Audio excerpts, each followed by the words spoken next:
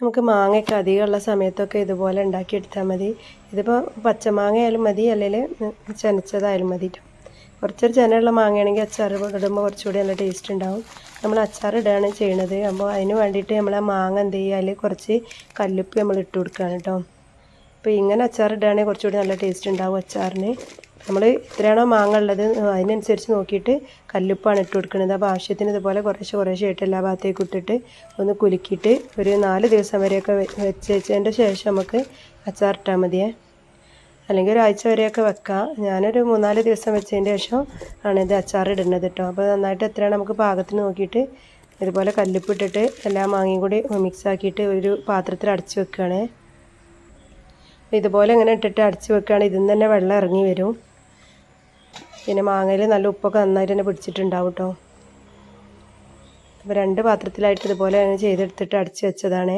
ഞാൻ കുറച്ച് മുന്നേ എടുത്ത വീഡിയോ ആണ്. അപ്പോൾ അറിയാത്ത ആൾക്കാർക്ക് വേണ്ടിയിട്ട് കാണാനാണ് കേട്ടോ ഞാൻ ചെയ്തെടുക്കുന്നത്. മാങ്ങ ഒരു 3-4 ദിവസത്തിന് ശേഷം പിന്നെ എടുത്തിട്ട് ഞാൻ അതൊരു അരിപ്പക്കലത്തിലേക്ക് ഒഴിച്ച് വെച്ചതാണ് കേട്ടോ. ഉപ്പ് രസം അധികം ആവണ്ട വിചാരിച്ചിട്ട്. പിന്നെ നമ്മൾ അച്ചാർ ഉണ്ടാക്കാൻ വേണ്ടിയിട്ട് ആവശ്യത്തിന് ഇഞ്ചി, പച്ചമുളക്, വെളുത്തുള്ളി ഇതൊക്കെ ഞാൻ മിക്സിയുടെ ജാറിലിട്ടൊന്ന് അരച്ചെടുത്തതാണ്. നിങ്ങൾക്ക് ചതച്ചെടുത്താലും മതി. ഇത് പെട്ടെന്ന് റെഡിയാക്കാൻ വേണ്ടിയിട്ട് ഇതുപോലെ ഒന്ന് ചെയ്തതാണ് കേട്ടോ. നമ്മൾ ഉണ്ടാക്കാൻ വേണ്ടിയിട്ട് പാത്രത്തിലേക്ക് നല്ലെണ്ണയാണ് ഒഴിച്ചു കൊടുക്കുന്നത്. നല്ലെണ്ണ ഒഴിച്ചിട്ട് ഉണ്ടാക്കുന്നതാണ് കേട്ടോ കുറച്ചുകൂടി നല്ലതും. പിന്നെ അധികം നാൾ കേട് വരാതെ ആക്കാനും ഇങ്ങനെ ഒഴിച്ചു കൊടുത്തിട്ട് ഉണ്ടാക്കുകയാണ് കേട്ടോ നല്ലത്. എണ്ണ ഒന്ന് ചൂടായി വരുന്ന സമയത്ത് അതിലേക്ക് കുറച്ച് ഉലുവയും കടുകും ഇട്ട് കൊടുത്തണേ.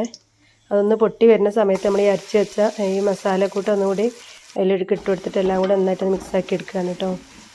നിങ്ങളെ എരിവിനനുസരിച്ച് പച്ചമുളകൊക്കെ ചേർത്ത് കൊടുക്കുക. എത്രയാണ് മാങ്ങ എടുക്കുന്നതിനനുസരിച്ച് കേട്ടോ. അതുകൊണ്ടാണ് ഇതിൽ അളവ് പറയാത്തത്.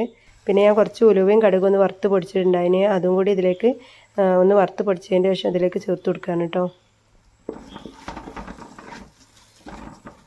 നിങ്ങൾക്ക് കടുക് വേണമെങ്കിൽ കുറച്ച് പച്ചക്കടുക് പിന്നെ ഒന്ന് ചതച്ചിട്ട് അതിൻ്റെ പുറം ഭാഗം തൊലി കളഞ്ഞിട്ട് ആ കടുകിൻ്റെ ഉൾഭാഗത്തിൻ്റെ പരിപ്പും വേണമെങ്കിൽ ഇതിൽ ഇട്ട് കൊടുക്കാം കേട്ടോ. അങ്ങനെ ചെയ്തെടുക്കണില്ല, നമുക്ക് എളുപ്പത്തിൽ ചെയ്തെടുക്കാൻ വേണ്ടിയിട്ട് ഇതുപോലെയാണ് ചെയ്യുന്നത്. അപ്പോൾ ഇതിലേക്ക് ഈ മസാലയ്ക്ക് ആവശ്യമായിട്ട് കുറച്ച് ഉപ്പ് ചേർത്തിട്ടുണ്ട് കേട്ടോ. അധികം ഒന്നും ചേർക്കേണ്ട, കാരണം നമ്മൾ മാങ്ങ ഉപ്പിലിട്ട സമയത്ത് തന്നെ അത്യാവശ്യം നല്ല അതിൽ ഉപ്പുണ്ടാവും. പിന്നെ അതിലേക്ക് കാശ്മീരി ചില്ലി പൗഡറും പിന്നെ സാധാ മുളക് പൊടിയും വേണം ഇട്ട് കൊടുക്കുക. ഇതിൽ ഞാൻ കാശ്മീരി ചില്ലി പൗഡറാണ് ഇട്ട് കൊടുക്കുന്നത്. അതാകുമ്പോൾ കുറച്ചും കൂടി കളർ ഉണ്ടാവും ചെയ്യും. പിന്നെ എരിവ് അധികം ഉണ്ടാവില്ല. നമുക്ക് എത്രയാണോ നോക്കിയിട്ട് അതിനനുസരിച്ച് ഇട്ട് കൊടുക്കുകയാണ് കേട്ടോ ചെയ്യണത്. പിന്നെ ഈ മസാലപ്പൊടീൻ്റെ ഒക്കെ പച്ചമണമൊക്കെ ഒന്ന് മാറി വരുന്നത് ഇതെല്ലാം കൂടെ നന്നായിട്ടൊന്ന് മിക്സ് ആക്കി കൊടുക്കണ്ടേ. അപ്പോൾ എണ്ണ കുറവാണെന്ന് തോന്നിയപ്പോൾ കുറച്ചും കൂടി നല്ലെണ്ണ ഒഴിച്ച് കൊടുക്കുന്നുണ്ട്. നിങ്ങൾ കുറച്ചായിട്ട് ഉണ്ടാക്കുകയാണെങ്കിൽ കുറച്ച് എണ്ണ മതിയാവും. മസാലയൊക്കെ കുറച്ച് മതി കേട്ടോ. എത്രയാണ് നിങ്ങളെ പാകത്തിനനുസരിച്ച് ചെയ്താൽ മതി. അപ്പോൾ അതിൽ ചേർക്കുന്ന ഇൻഗ്രീഡിയൻസ് എന്തൊക്കെയാണെന്ന് മനസ്സിലാക്കിയാൽ മതി കേട്ടോ. അറിയാത്ത ആൾക്കാർക്ക് വേണ്ടിയിട്ടാണ് പറഞ്ഞത്.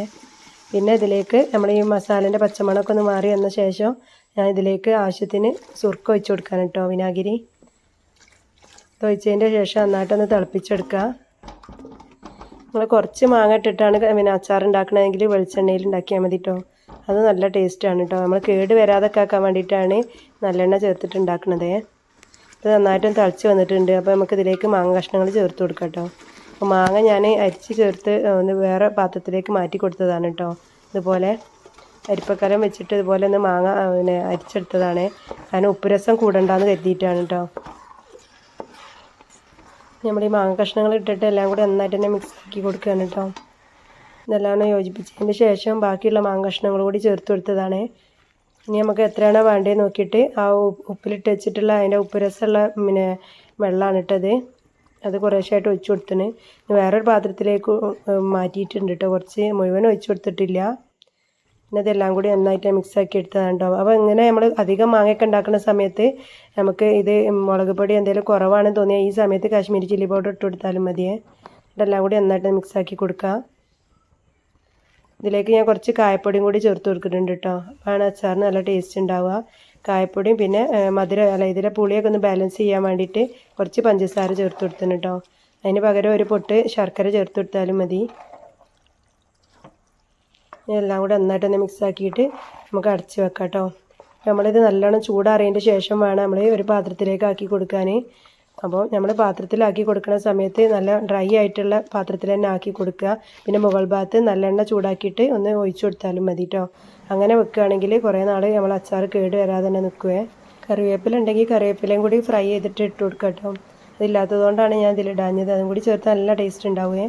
പിന്നെ നമ്മൾ വെളിച്ചെണ്ണയിലാണ് അച്ചാർ ഉണ്ടാക്കണതെങ്കിൽ കുറച്ചൊക്കെ ഉണ്ടാക്കണമല്ലെങ്കിൽ അച്ചാറിട്ടിട്ട് അത് ഫ്രിഡ്ജിൽ വെച്ചാലും മതി കേട്ടോ. ഇൻഷാ അല്ലാഹ് പുതിയൊരു വീഡിയോയിൽ നമുക്ക് വീണ്ടും കാണാം.